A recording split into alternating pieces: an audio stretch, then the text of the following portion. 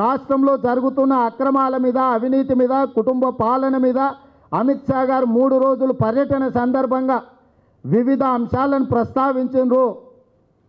కేంద్రంలో ఈ రాష్ట్రం నుంచి ప్రాతినిధ్యం వహిస్తున్న బండారు దత్తాత్రేయ గారు ప్రాతినిధ్యం వహిస్తున్న ప్రాంతంలో జరిగిన కుంభకోణము, కేంద్ర మంత్రివర్యులు దత్తాత్రేయ గారు ప్రధానమంత్రికి తక్షణమే లేఖ రాయాలి, దీన్ని సిబిఐ చేత విచారణ జరిపించి ఈ రికార్డులను, ఈ సీసీ ఫుటేజ్లను తక్షణమే సిబిఐ స్వాధీనం చేసుకోవాలి. సిబిసిఐడి చేతిలో ఈ ఆధారాలు ఉన్న, ఈ కేసు ఉన్న, పూర్తిగా కేసును మాయ చేసి మొత్తం భూస్థాపితం చేసి కీలకమైన వ్యక్తులను వదిలేసి క్రింది స్థాయి అధికారులను మాత్రమే బలిచ్చే కార్యక్రమం జరుగుద్ది. కాబట్టి ఈనాడు కేంద్ర ప్రభుత్వం తక్షణమే సుమోటోగా తీసుకొనైనా సిబిఐ విచారణకు ఆదేశించాలి. సిబిఐ అధికారులను తక్షణమే ఈ విచారణకు ఆదేశించి వాళ్ళని ఇక్కడికి పంపించాలి. భారతీయ జనతా పార్టీ కూడా కేంద్ర ప్రభుత్వానికి దత్తాత్రేయ గారు లేఖ రాయాలి. ఈ కేసు మీద సిబిఐ విచారణ కోసం అవినీతి రహిత పాలనను అందిస్తున్న నరేంద్ర మోడీ ప్రభుత్వంలో పనిచేస్తున్న మంత్రుల వర్యులు దత్తాత్రేయ గారు ఈ రాష్ట్రంలో జరిగిన కుంభకోణం మీద ప్రధానమంత్రికి తక్షణమే లేఖ రాసి విచారణకు ఆదేశించేటట్టుగా చర్యలు తీసుకోవాలి.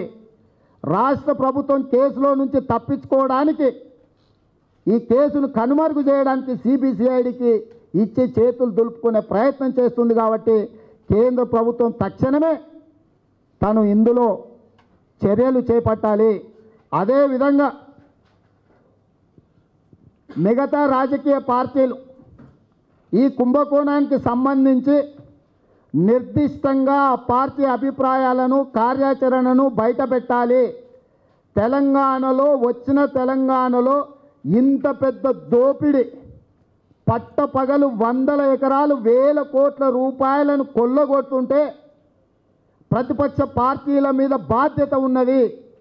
ఈరోజు ప్రతిపక్ష పార్టీలు కాంగ్రెస్ పార్టీ కావచ్చు, టీడీపీ కావచ్చు, బీజేపీ కావచ్చు, సిపిఐ కావచ్చు, సిపిఎం కావచ్చు, ఆనాటి పొలిటికల్ జేఏసీ చైర్మన్గా పనిచేసిన కోదండరామ్ గారికి కూడా బాధ్యత ఉన్నది. మన బాధ్యతలను విస్మరించొద్దు. అవసరమైతే ఎజెండాలను పక్కన పెట్టి ఐక్య కార్యాచరణ తీసుకొని ఈ అన్యాక్రాంతమైన భూములను సందర్శిద్దాం. చీఫ్ సెక్రటరీని, డీజీపీని కలుద్దాం, రాష్ట్ర గవర్నర్ను కలుద్దాం, కేంద్ర హోంమంత్రిని కలుద్దాం, ప్రధానమంత్రిని కలుద్దాం, సిబిఐ డైరెక్టర్ను కలుద్దాం. మన అందరం ఉమ్మడిగా దీని మీద ఫిర్యాదు చేద్దాం. ఇందులో ఉన్న వాళ్ళని అందరినీ శిక్షించే విధంగా మన కార్యాచరణ ఉండాలి. ఇవాళ అన్ని రాజకీయ పార్టీలు తమ నిబద్ధతను చెప్పవలసిన సందర్భం వచ్చింది. వేల కోట్ల కుంభకోణం జరుగుతుంటే పట్టనట్టు ఉండాలన్నా మనందరం పట్టుబట్టి నిందితుల మీద చర్యలు తీసుకునే విధంగా మన పోరాటం ఉండాలన్నా ఈనాడు మనం తెలియజెప్పాలా.